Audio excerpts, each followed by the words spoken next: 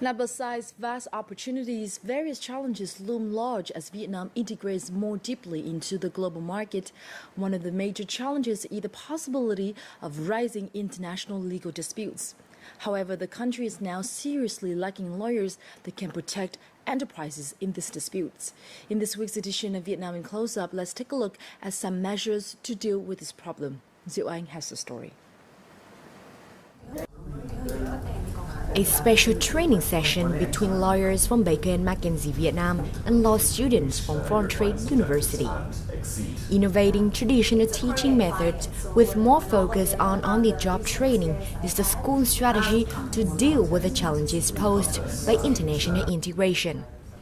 Yeah, well, with the Korea-Vietnam Free Trade Agreement just being signed and the TPP about to be signed, initialed by the end of this year, that means there will be more trade that will happen in Vietnam, which could result in further disputes between foreign investors and local Vietnamese companies. Good dispute resolution lawyers in Vietnam.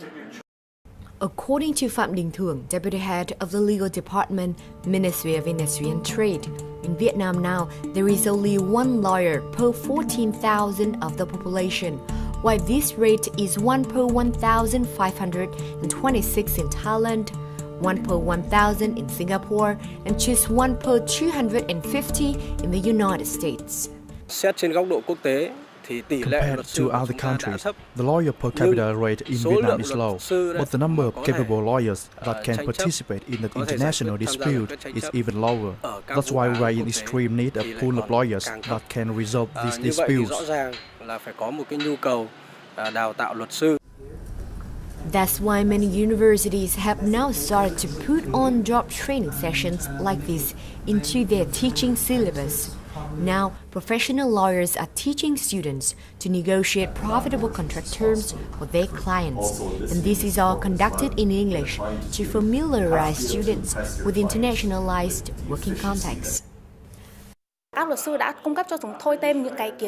The training is very helpful to us as it helps us to understand what skills real lawyers need, such as writing or consulting our clients. I think this activity really needs to be expanded. It's very important for a student to have a good grasp of English, number one, and number two, be able to expand their knowledge of the English language to include legal English as well as business English, and also be able to have a good command of technical structures within the language itself. Besides cooperating with law firms, university also organize mock court trials like this regularly.